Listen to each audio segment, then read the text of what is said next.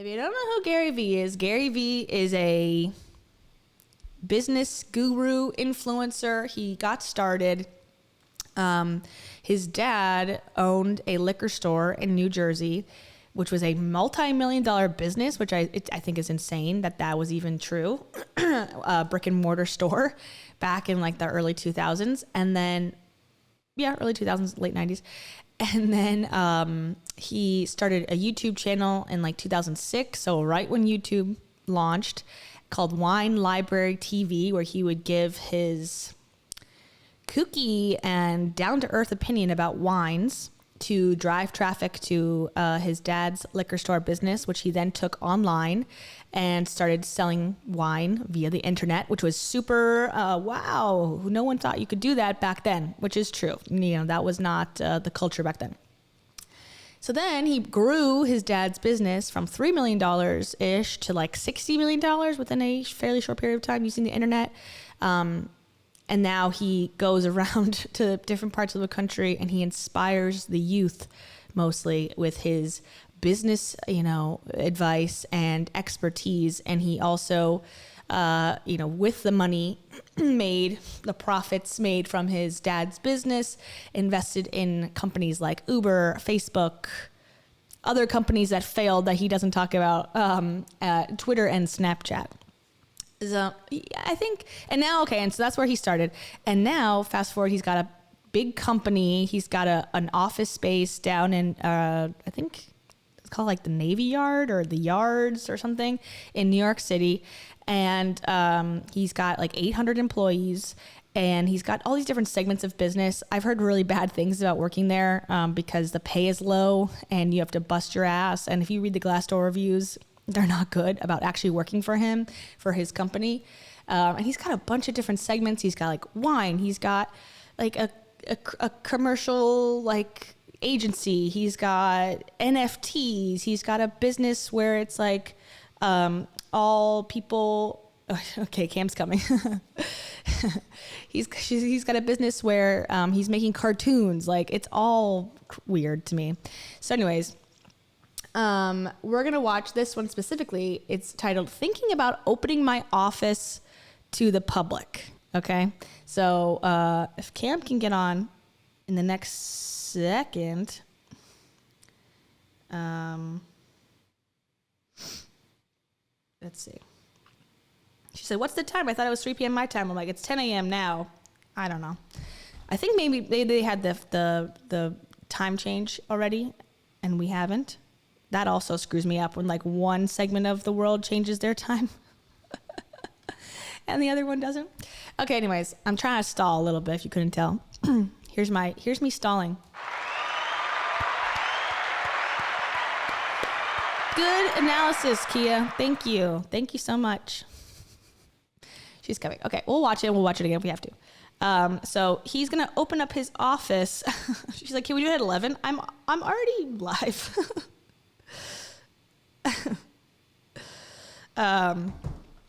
Okay, let's do it. Thinking about opening my office to the public. Thought about making VaynerMedia's 800 New York City employees work on a first floor that was open to the public. That's why I tested 137 that way. Wow. Everybody will immediately react with what isn't good about it, but I think you can mitigate that, and then you get all the things that are good about it. Serendipity, culture, interest, business development, learnings, friendships, awareness. I mean, that could be national news. I thought about making VaynerMedia. I don't know what the heck the point of going to force your employees to work on the first floor with people just walking in and out all day to tour the facility, which was like, I think his office is like people on computers. Like, it's not like they're, doing anything that's like going to be, wow. Ooh, like, are you building Legos in there? Like, I think it's pretty standard office creation, content creation type of activities. I don't understand the point. I'm not sure what the angle is. And like, oh, it's national news for one day. Yeah, if he's opening it to the public for 1 week as a gimmick, okay, I get that. But opening it up to random New York tourists to walk around, I think you're asking for possibly people just going, oh, this is a mess. I'm going to take this, computer. I'm going to take this random tchotchke that someone left on their desk. For what purpose other than like a gimmicky, ooh, this is like different. And this is what his description of this clip is. And guess who liked it? Lewis Howes. Love him. Always think of new ideas. Never stop pushing yourself on ideas. That may seem weird. Pushing your own boundaries on ideas creates little nuggets that may lead to an idea that is more achievable or practical. When you're riffing new concepts, your brain is creating new avenues of innovation. Thoughts?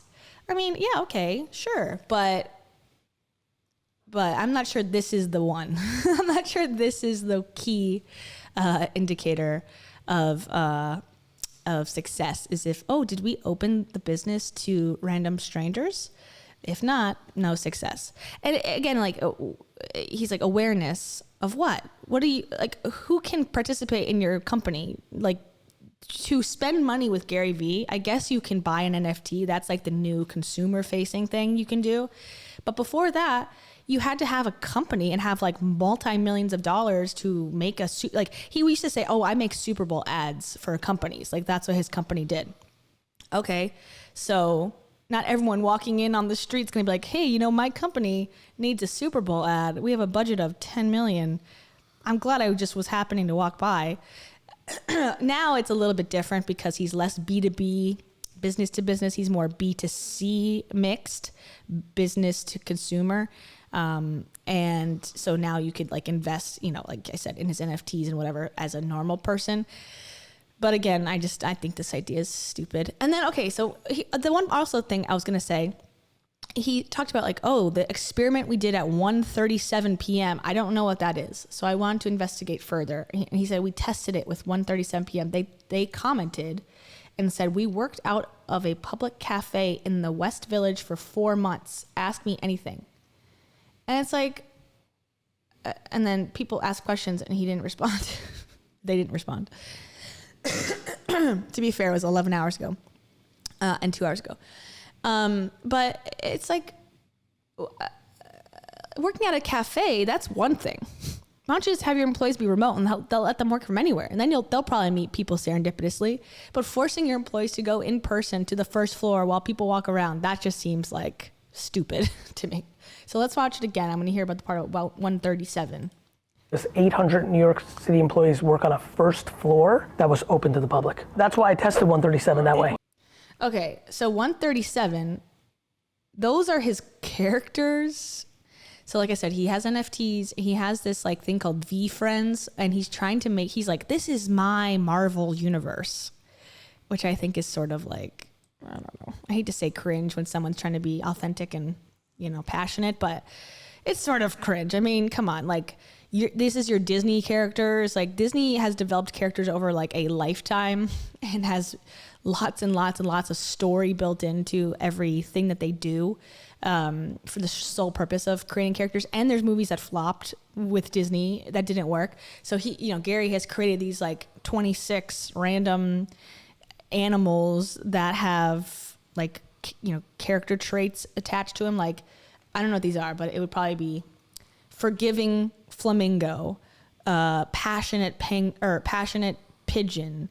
I'm trying to think of a positive one for like a mouse. Multitasking mouse. And I don't know. It's just like, it's like, is it for children or is it for adults, or who is this for? I have no idea. And like the characters, they do little cartoons, but it's like super, I'm a flamingo and I'm going to make sure that you know that you should brush your teeth. Like, it's very, not cool in my opinion. So 137 for the curious, popular culture, music, gaming, collectibles, NFT, sports, style, news, stories every day. Okay, so I guess it's a news website. Tom Bilyeu likes it or follows it. So interesting. I don't know what the significance of 137 is. Let's see. I guess it doesn't say. I guess we'll never know. It's like a boy, looks like, I shouldn't say boys. Oh, here, about. Looks like a men's focused news website. 137 is a digital media brand built around 3 words: for the curious. We create content at the intersection of popular culture, style, music, gaming, collectibles, and sports. So that's a huge intersection. That is a multi-highway intersection. Pop culture, style, music, gaming, collectibles, and sports, with a keen eye towards the future of Web3 and the myriad of ways in which it will impact all of these spaces. 137 is owned by GaryVee and Gallery Media Group, a portfolio of media properties focused on making positivity louder. This ethos courses through all of our work across our site, numerous social media accounts, and more. We are a media brand built by the curious, for the curious. Whether you're dipping into the world of NFTs, looking for a fledgling designer to follow, or an athlete to keep your eyes on, this is the right place. I don't know what this is about, I guess. He owns it, but why are you in a cafe? And I don't know, whatever, who cares? Okay, so that's that. I'm not sure. Yeah, I think that's funny. Like, go to Target. You can see employees working in real time. Go to a grocery store. Do you have to go to an office? No. The answer is no.